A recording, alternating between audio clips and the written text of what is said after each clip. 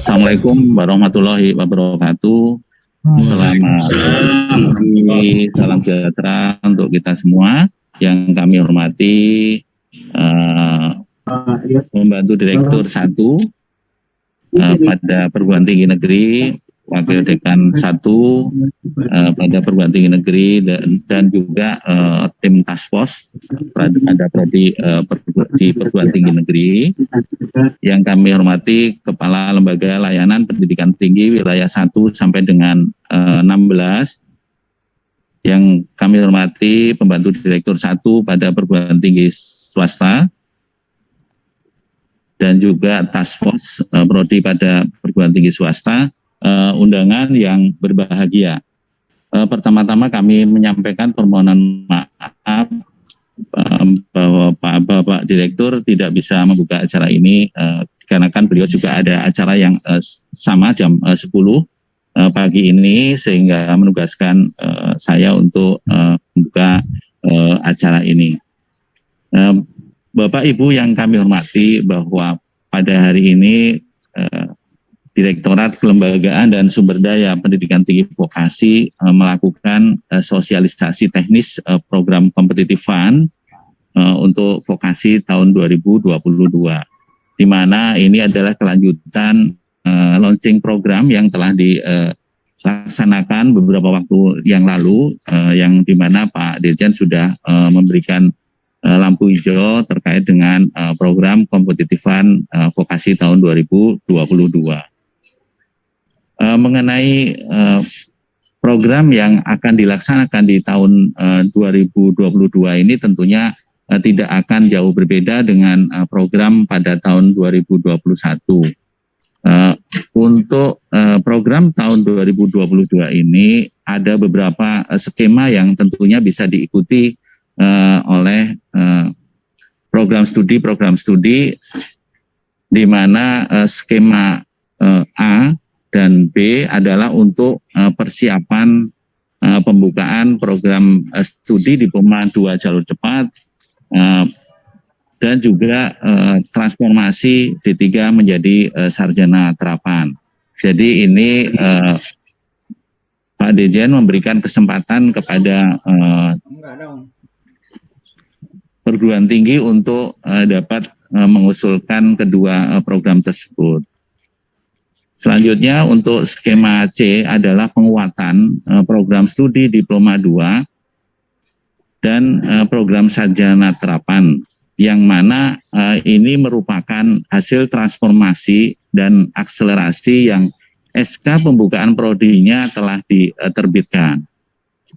Selanjutnya untuk skema D adalah penguat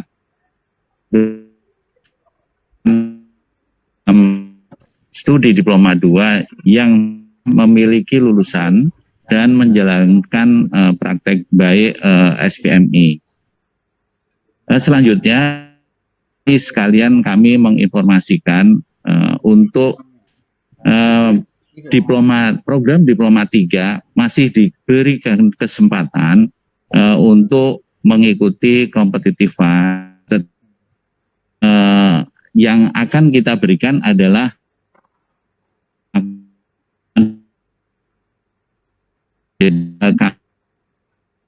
tetapi kerjasamanya. Kita ambil contoh program studi yang bekerja sama dengan Indomaret, dengan BRI, dengan PLN, yang lulusannya secara otomatis atau secara langsung akan diterima menjadi karyawan di Indomaret, PLN ataupun BRI. Ini skema yang baru ya untuk program diploma. Selanjutnya kami juga menyampaikan bahwa semua skema ini memang tidak bisa diikuti oleh bidang kesehatan ya, kecuali bidang kesehatan. Nah, yang bidang kesehatan itu bisa masuk di skema D. Jadi program studi sarjana terapan yang telah memiliki lulusan dan menjalankan praktek by SPMI. Bahwa pada hari ini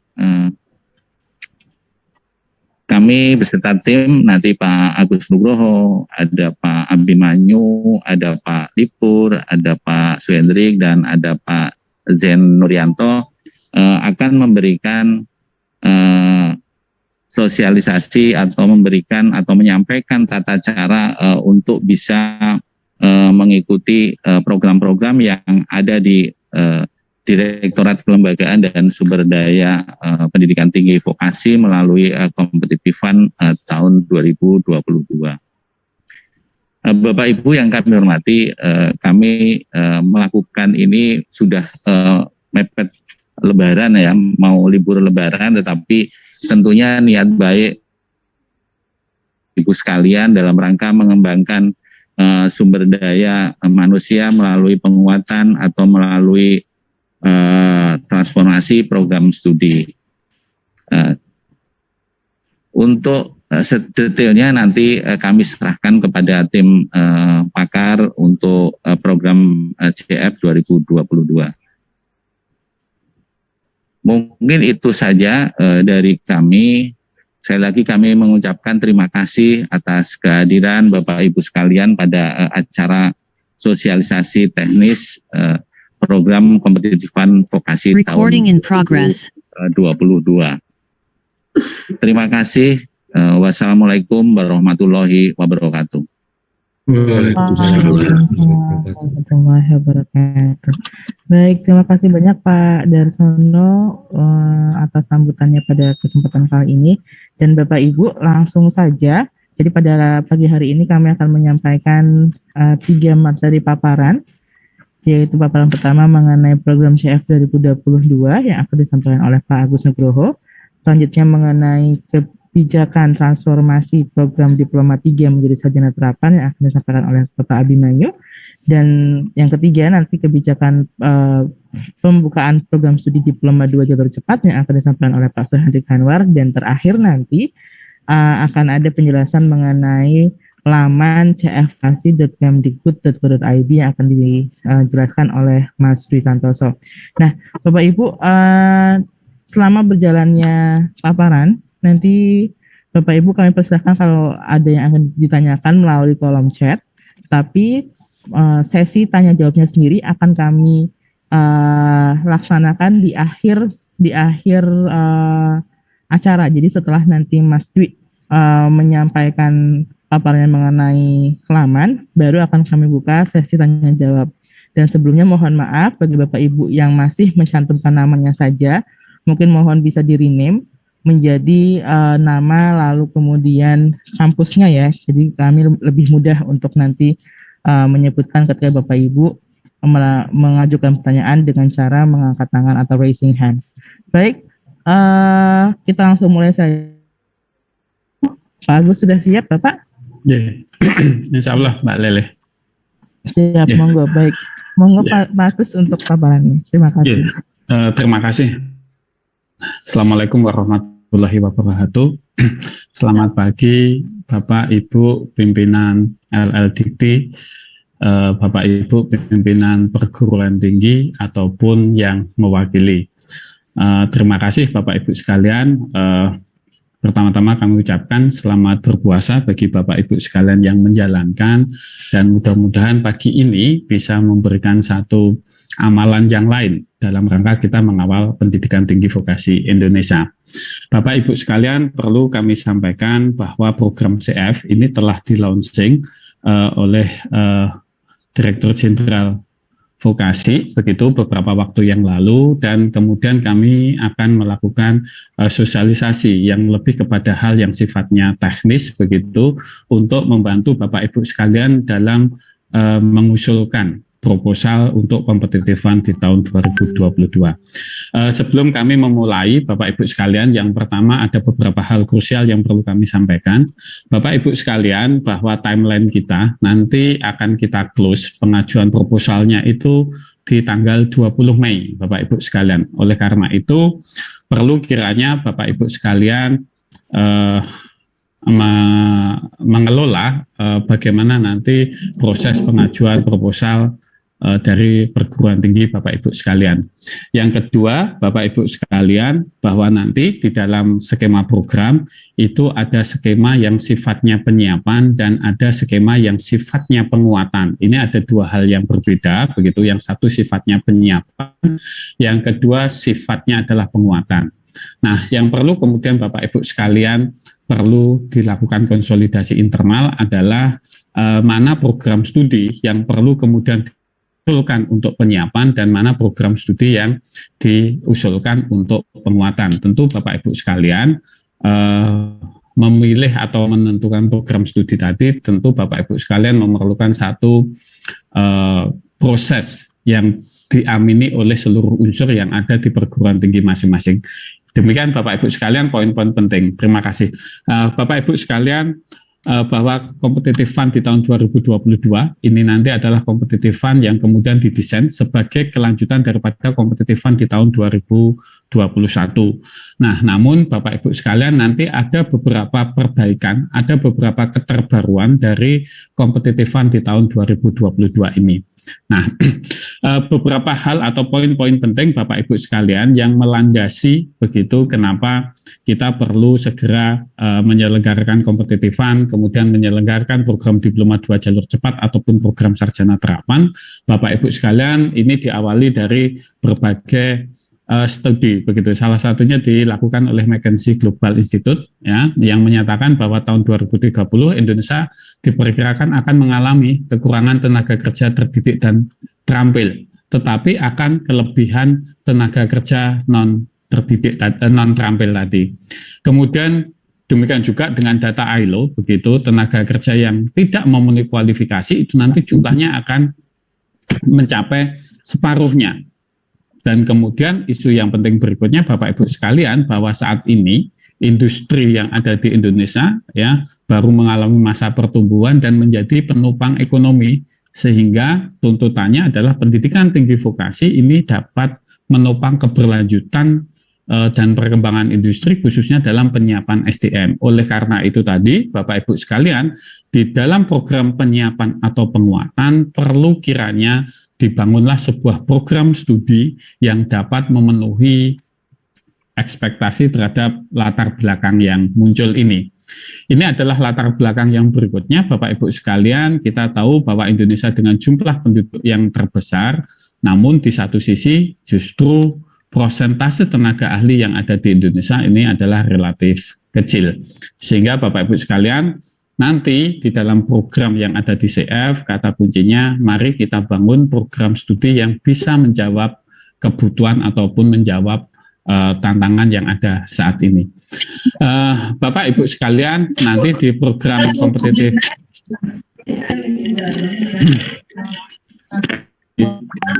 mohon di mute, dibantu Mbak.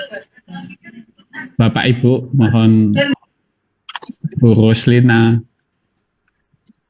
Ya, Bapak Ibu sekalian, untuk program competitive fund nanti ada dua seperti kita sampaikan, yaitu program penyiapan. Untuk program penyiapan ini, Bapak Ibu sekalian, program studi yang akan diusulkan oleh Bapak Ibu sekalian ini program penyiapannya, menyiapkan dokumen akademik dan perangkat yang lainnya itu nanti dapat difasilitasi melalui program penyiapan.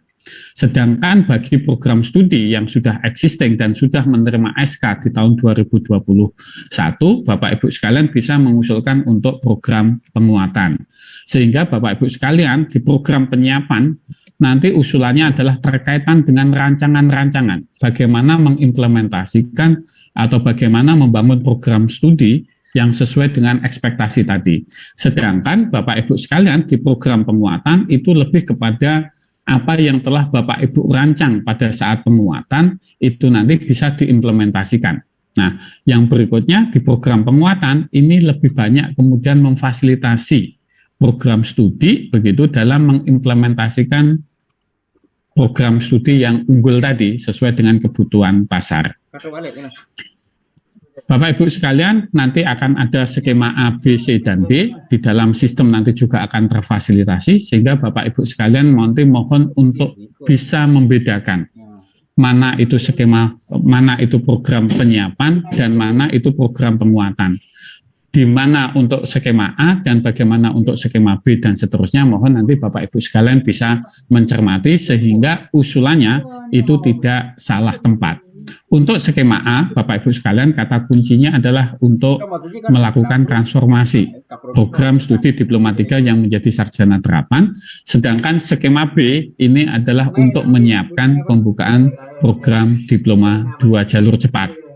Untuk skema C, Bapak Ibu sekalian, ini adalah penguatan bagi perguruan tinggi dan program studi yang telah mendapatkan SK yang mengusulkan di tahun 2021 dan SK-nya telah terbit. Silahkan Bapak Ibu sekalian, program studinya diusulkan di skema C. Kemudian untuk yang di skema D, Bapak Ibu sekalian, itu untuk penguatan bagi program studi sarjana terapan atau program studi Diploma 2 yang telah memiliki lulusan dan menjalankan praktek baik SPMI. Sehingga Bapak Ibu sekalian, harapan kita skema A, skema B, skema C, dan skema D ini jelas bisa dipahami dan membantu Bapak Ibu sekalian dalam menyiapkan proposal. Kemudian sasarannya siapa Bapak Ibu sekalian? Sasarannya Bapak Ibu sekalian untuk skema A dan skema B ini adalah program studi di luar kesehatan. Jadi untuk skema A dan skema B diusulkan oleh perguruan tinggi negeri yang maupun perguruan tinggi swasta yang menyelenggarakan program vokasi atau program Diploma 3, kemudian memiliki akreditasi minimal B atau baik sekali. Sedangkan untuk yang skema B ini untuk politeknik negeri dan swasta. Yang A itu boleh seluruh perguruan tinggi penyelenggara pendidikan tinggi vokasi, sedangkan untuk skema B ini hanya untuk politeknik saja. Untuk skema A dan skema B, Bapak Ibu sekalian, ini hanya untuk program studi non-kesehatan.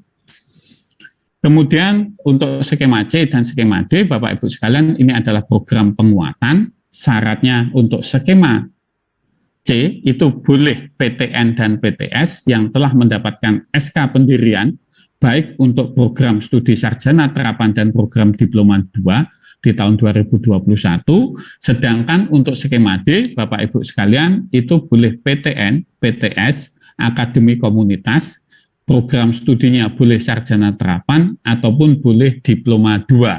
Syaratnya telah memiliki lulusan, akreditasinya adalah B, dan sudah menjalankan praktik baik SPMI. Sehingga Bapak Ibu sekalian bisa memilih, kira-kira akan memilih skema A, skema B, skema C, ataupun skema D.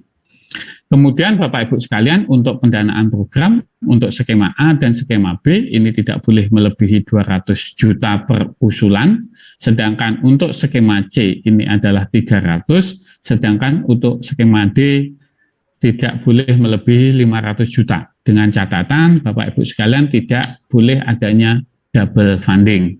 Kemudian, kita juga berharap karena nanti pendirian program Diploma 2 jalur cepat ataupun program sarjana terapan ini membutuhkan mitra industri, Bapak Ibu sekalian, sehingga kita juga berharap begitu pada semua skema diperlukan kontribusi industri sebagai aktualisasi kerjasama. Artinya kerjasama tidak hanya dituangkan di dalam MOU ataupun PKS saja Bapak Ibu sekalian, tetapi bisa diaktualisasikan lebih jauh, sifatnya bisa cash ataupun in kind.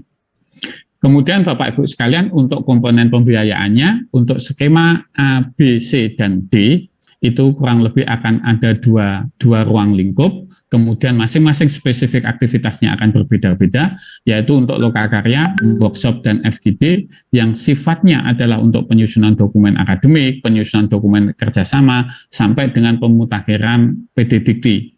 Bapak Ibu sekalian mohon dicermati, untuk yang skema C, karena Bapak Ibu sekalian sudah memiliki dokumen akademik, berarti yang harus dilakukan adalah kelanjutan daripada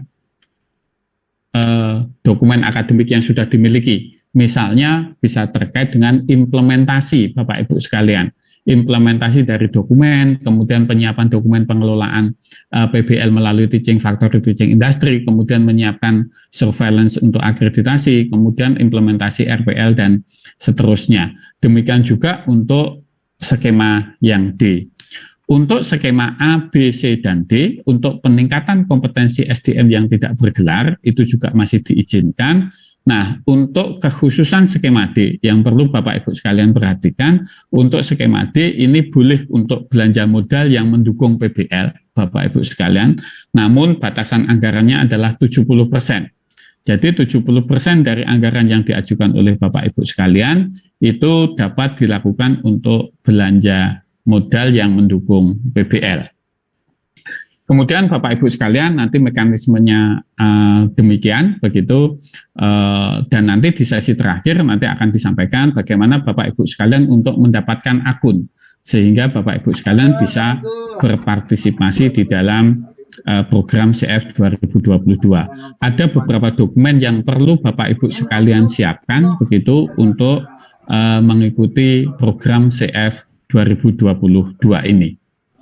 Kemudian Bapak Ibu sekalian, nanti kurang lebih akan ada 4 tahapan seleksi, ada tahapan administrasi, silakan Bapak Ibu sekalian nanti dipelajari betul dokumen pengusulan, kemudian diikutin saja apa yang tercantum di dalam panduan, lengkapi dokumen, itu sebagai syarat administrasi, kemudian dalam tahap seleksi substansi, nanti akan dilihat Bapak Ibu sekalian berdasarkan kriteria-kriteria yang ditetapkan, sehingga Bapak Ibu sekalian apabila di seleksi administrasi sudah tidak lolos, proposal tersebut tidak bisa dilanjutkan di seleksi substansi.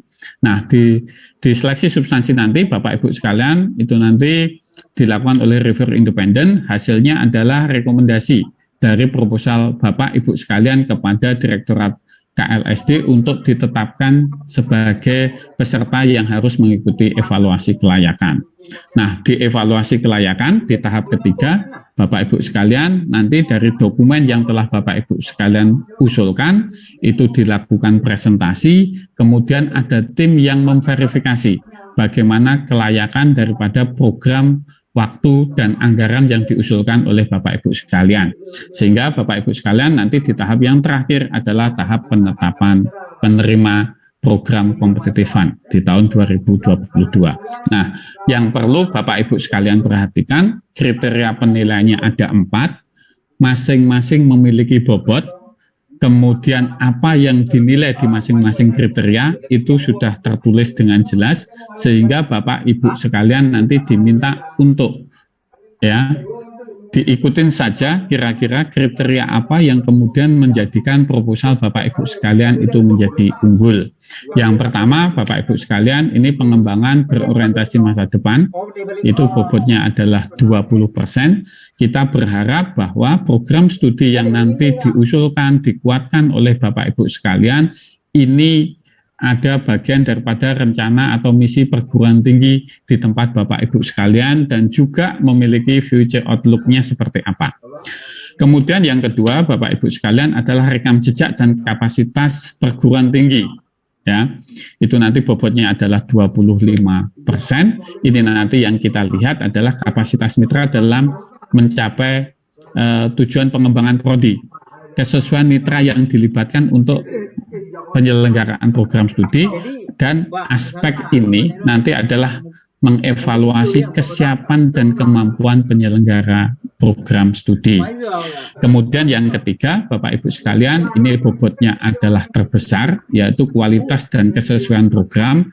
Nah, biasanya Bapak Ibu sekalian sudah menetapkan visi misi perguruan tinggi ataupun visi misi program studi, kemudian di situ muncullah kegiatan-kegiatan. Nah, kegiatan-kegiatan itulah yang nanti Bapak Ibu sekalian akan ditelaah oleh para reviewer bagaimana kesiapan, bagaimana visibility dan reliability kegiatan tersebut dihubungkan dengan tadi Bapak Ibu sekalian visi misi perguruan tinggi, kemudian waktu, anggaran, dan seterusnya. Kemudian kriteria yang keempat, Bapak Ibu sekalian, ini nanti adalah pengelolaan program kelayakan implementasi. Di sini Bapak Ibu sekalian diperlukan kerjasama antara perguruan tinggi dan program studi. Jadi kita betul-betul berharap ada mekanisme internal yang ada di perguruan tinggi yang kemudian berkolaborasi, bertanggung jawab bagaimana proses kegiatan sampai dengan pendirian program studi tadi. Kemudian yang kedua, Bapak Ibu sekalian, nanti kita lihat juga kesesuaian antara kelayakan anggaran dan juga dalam mewujudkan keunggulan program studi.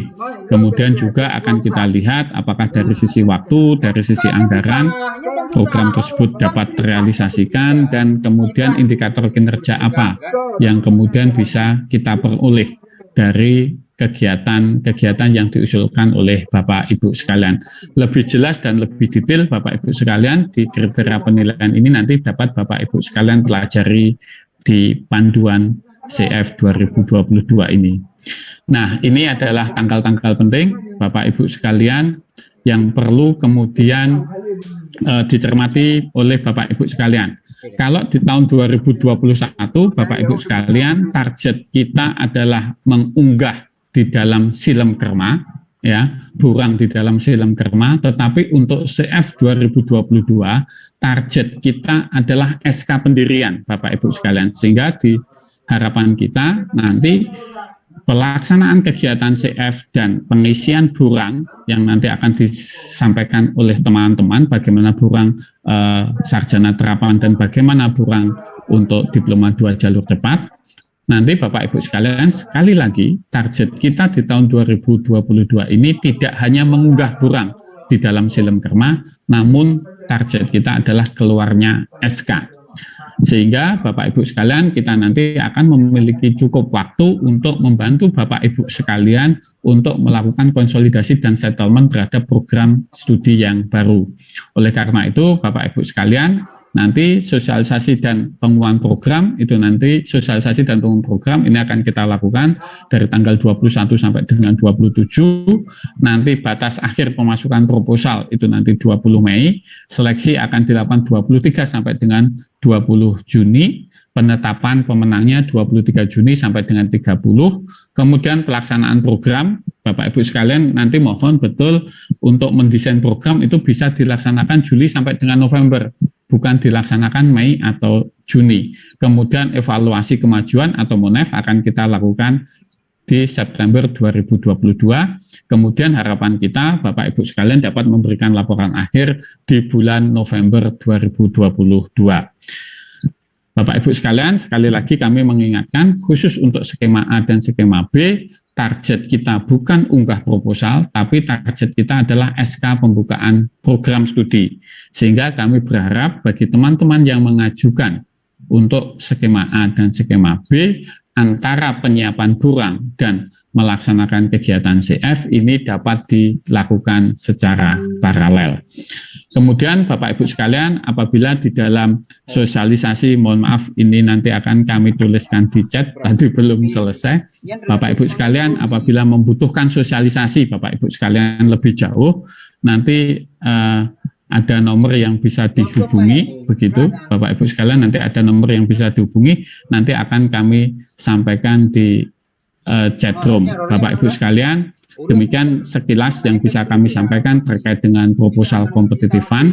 Untuk lebih jauh, Bapak Ibu sekalian nanti bisa mempelajari lebih detail di dalam panduan.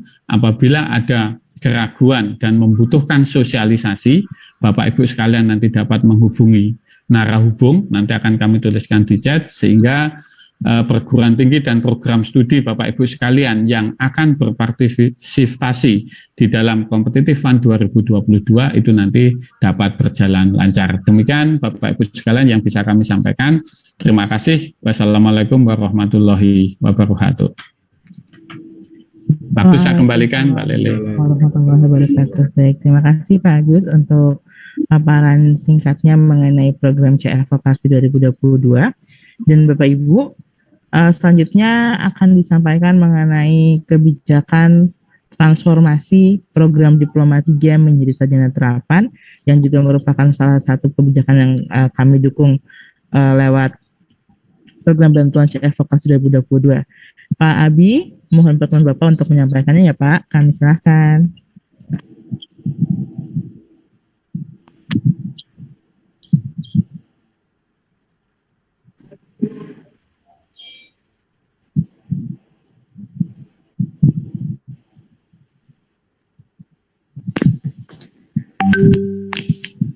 mungkin sambil menunggu Pak Abi on cam, Bapak Ibu apabila ada yang ingin ditanyakan sambil menunggu sesi tanya jawab, silakan menuliskan di kolom chat ya. Nanti kami akan coba untuk menjawabnya. Monggo Pak Abi. Ampun Pak.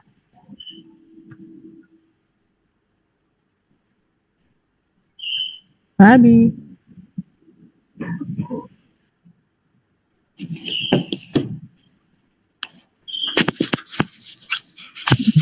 Halo, Assalamualaikum warahmatullahi wabarakatuh. Waalaikumsalam warahmatullahi wabarakatuh.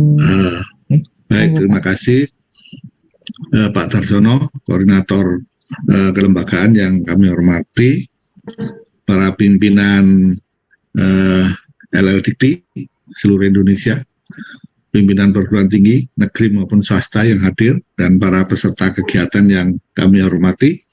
Tadi telah dijelaskan oleh Pak Agus tentang skema-skema yang akan dilaksanakan melalui program CR, ya, Competitive Fund ini. 4 kegiatan dan saya ditugasi untuk menjelaskan yang skema A, di mana di lingkup skema A itu adalah kegiatan intinya itu menyusun instrumen pengusulan transformasi program Diploma 3 menjadi program studi sarjana terapan. Mohon Ibu dan Bapak mulai hari ini jangan lagi menggunakan istilah program D4 ya. Ini program studi sarjana terapan ini program ini sesungguhnya diangkat dalam rangka meningkatkan ya daya saing dari pendidikan vokasi dengan pendidikan akademik. Jadi sekali lagi sesuai dengan peraturan Menteri tidak dikenal program D4, tapi yang ada adalah program studi sarjana terapan. Nah, di dalam menyusun instrumen usulan prodi sarjana terapan ini ada sejumlah dokumen yang juga harus disusun.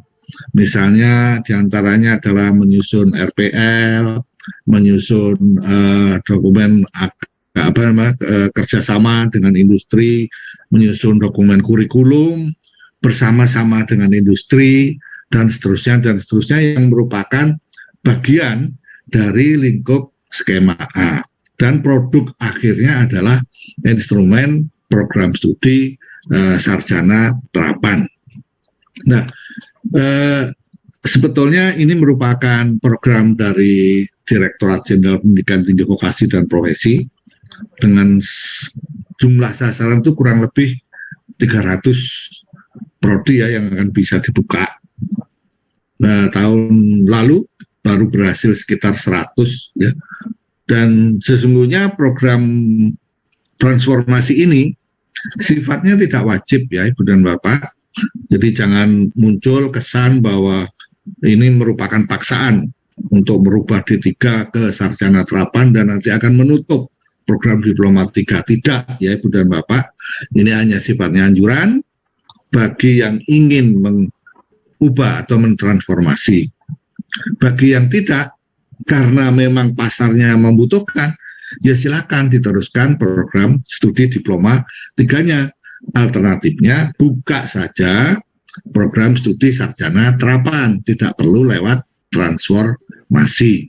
Begitu ya inti dari program ini. Nanti kalau Ibu dan Bapak melakukan transformasi, harapannya akreditasinya itu tetap. Kalau tadinya program studi Diploma 3-nya akreditasinya A, Ibu Bapak menyusun dokumen transformasi ini, harapannya akreditasinya tetap A. Ya, kalau Ibu dan Bapak memenuhi atau melengkapi dokumennya sesuai dengan yang diharapkan oleh Ban PT ya. Demikian Ibu dan Bapak.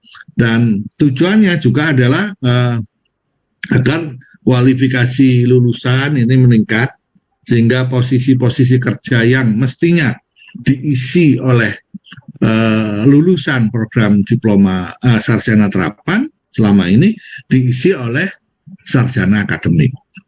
Nah, ini jangan sampai terjadi lagi. Nah, kemudian juga ada efisiensi karena dosen yang digunakan adalah dosen Diploma 3. tapi harus dipilih 5 orang di antaranya untuk menjadi dosen tetap program studi sarjana terapan. Sarprasnya tetap, sebentar Ibu dan Pak.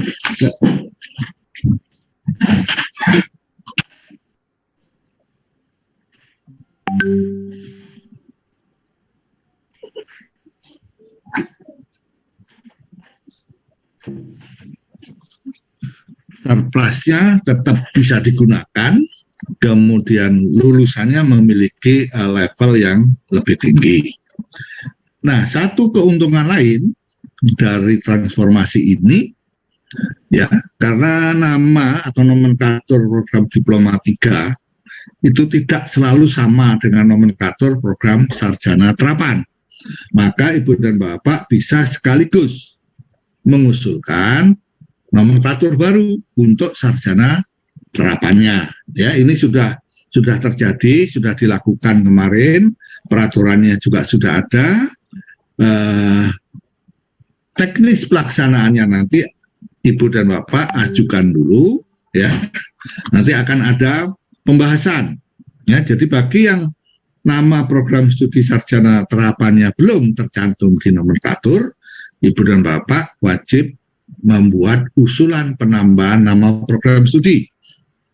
Ya, tolong diperhatikan, ini belakangan ini sudah muncul nama-nama baru nomenklatur program studi sarjana terapan yang tadinya belum ada. Nah, kalau misalnya sudah ada, Ibu dan Bapak bisa menggunakan itu. Kalau belum, maka Ibu dan Bapak wajib. Nanti akan ada tahap pembahasan, ya. Ibu dan Bapak nanti akan diundang untuk dibahas bersama-sama apakah nomenklatur yang Bapak Ibu usulkan bisa disetujui. Nah, setelah itu terjadi, baru Ibu dan Bapak bisa mengusulkan transformasinya. Nah, kalau surat izin terbit, Ibu dan Bapak mohon melakukan migrasi data di PDDikti. Ya, besok akan ada kegiatan barangkali nanti, ya, sosialisasi bagaimana migrasi data ke PDDikti. Nah, setelah itu baru akan ada surveillance dari BAN PT atau LAM PT yang relevan. Kenapa Kak surveillance? Karena surveillance ini program studi itu dipandang seperti perubahan bentuk perguruan tinggi. Jadi tidak ada reakreditasi, yang ada surveillance.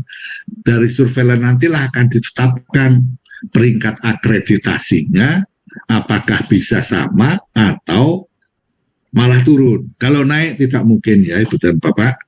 Baik, nah itu kira-kira untuk instrumennya silakan Ibu dan Bapak mengakses Silem-Kerma, ya. Yang perlu dipahami bahwa Silem-Kerma itu masih ada, ya Ibu dan Pak. Memang di Direktorat Jenderal Pendidikan Tinggi ada situs baru namanya Siaga. Tapi Siaga itu hanya untuk pendidikan akademik, ya. Untuk saat ini untuk pendidikan vokasi masih melalui Silem-Kerma. Barangkali nanti akan terbit juga situs khusus untuk vokasi, ya Ibu dan Pak. Silakan, di sana ada banyak, ya.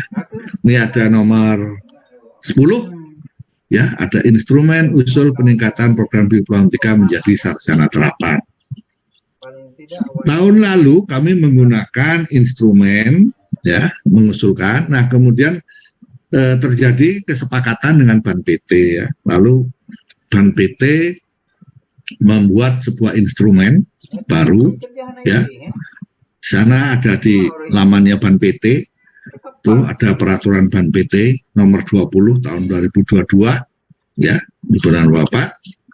Ini tentang ini peraturan Pak Menterinya. Nah, ini peraturan BAN PT-nya, instrumen akreditasi dalam rangka peningkatan program Diploma 3 menjadi sarjana terapan. Jadi Ibu dan Bapak untuk tahun ini Ibu dan Bapak wajib menggunakan instrumen yang baru ini.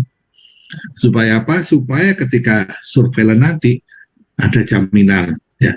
Sesungguhnya instrumen yang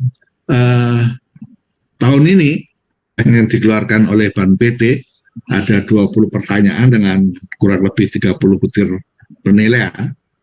itu tidak berbeda secara substansial dengan instrumen yang disusun oleh Direktorat Jenderal Pendidikan Vokasi.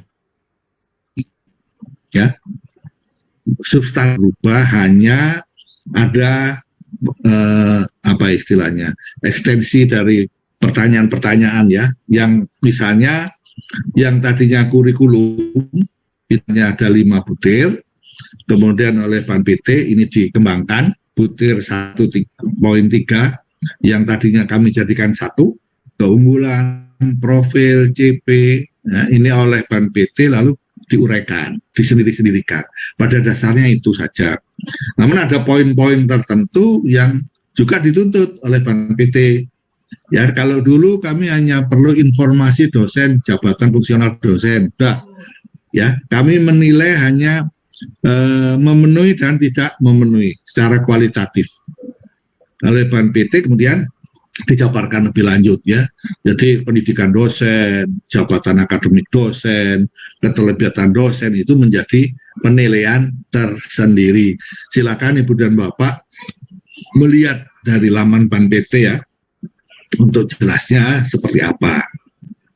Nah, di instrumen yang disusun oleh Ban PT ini sudah sangat baik sekali ya, sudah ditunjukkan pertanyaannya apa, indikatornya apa, dan bagaimana cara Ibu dan Bapak menyusun atau menjawab pertanyaan itu. Ini sebagai contoh ya, butir 1.1 tentang peta jalan pengembangan keunggulan spesifik program studi.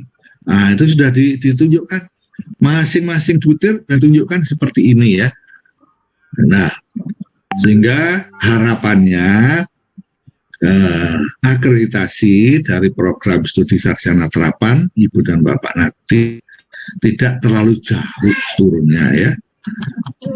Nah, instrumen ini, penyusunan instrumen transformasi diplomatika menjadi sarjana terapan seperti disampaikan oleh Pak Agus, itu bisa menggunakan dana CF ya, melalui program skema A, atau mungkin Ibu dan Bapak punya dana sendiri ya, ya silahkan ya, kalau memang ada, atau kombinasi ya, kombinasi, tapi jangan sampai terjadi double funding ya pada satu kegiatan. Kemudian penyusunan instrumen ini karena di dalamnya seperti yang saya katakan tadi, ada penyusunan RPL, ada penyusunan kurikulum, maka tentu Ibu dan Bapak harus melibatkan stakeholder, dan itu ditanya oleh Ban PT, bagaimana mekanisme penyusunan kurikulum ya. Nah, sebelum kontrak CF berakhir tadi kan sekitar mungkin September gitu, Ibu dan Bapak sebaiknya sudah mengunggah instrumennya ini supaya dapat dinilai, dan nanti ketika Ibu dan Bapak menyusun laporan maka SK-nya sudah terbit ya. Nah, kalau ingin yakin bahwa instrumen yang Ibu dan Bapak susun itu sudah baik dan benar, Ibu dan Bapak boleh mengusulkan kegiatan ya, BIMTEK, bimbingan teknis penyusunan instrumen ini, menggunakan narasumbernya dari direktorat ya, kelembagaan ya. Evaluator prodi itu banyak ya Ibu dan Bapak, yang terlibat di dalam penyusunan instrumen ini atau terlibat dalam penilaian tidak sebanyak instrumen prodi secara umum, sehingga kalau nanti Bapak mengundang lalu keliru dan ternyata tidak sesuai harapan, nah ini kan repot ya. Nah, untuk nyusun biayanya silakan mengacu pada standar biaya masukan tahun 2022 atau tahun 2023 ya. Nah, tapi kalau lihat ini sih tahun 2022 masih ya. Nah, tadi harapannya adalah SK ya. Jadi sebelum mengunggah atau mengunggah laporan akhir, harapannya SK sudah terbit. Insya Allah kalau untuk evaluasi itu sangat cepat ya. Dari direktorat itu paling-paling 1 minggu ya, baru kemudian nanti akan divalidasi oleh Ban PT. Karena yang menetapkan status akreditasi atau peringkat akreditasi itu adalah BAN PT atau LAM PT ya. Jadi dan Bapak yang sudah ada LAM PT-nya, prodi-prodi yang sudah ada LAM PT-nya, ya nanti kontaknya dengan LAM PT. Bagi yang belum ada LAM PT-nya, itu akan divalidasi oleh BAN PT ya Ibu dan Bapak. Nah, ini bisa diprediksi Ibu dan Bapak nanti setelah instrumennya kami nilai skornya. Kalau skornya itu di atas 361, berarti kalau prodi Bapak itu tadinya A, maka pasca surveillance insya Allah tetap A ya, insya Allah tetap A. Jadi kalau itu 1 dan 361 yang tadinya B ya tetap B atau baik sekali dan seterusnya ya. Kalau sampai nilainya jelek ya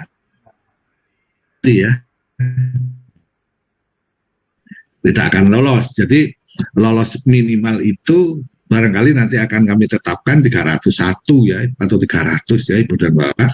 Karena kalau 200 itu berarti Ibu dan Bapak kan tidak memenuhi syarat ya untuk transformasi ini ya. Syaratnya kan akreditasinya B ya, atau baik sekali ya. Demikian yang dapat kami sampaikan. Silakan nanti mengajukan pertanyaan untuk lebih detailnya. Perlu kami sampaikan bahwa BIMTEK itu adalah untuk penyusunan instrumen prodi ya, bukan proposal CF ya. Kalau proposal CF ya tanggung jawab Ibu dan Bapak-bapak karena di situ ada unsur kompetisi. Demikian yang dapat saya sampaikan, lebih dan kurangnya kami mohon maaf. Billahi taufik wal hidayah. Wassalamualaikum warahmatullahi wabarakatuh.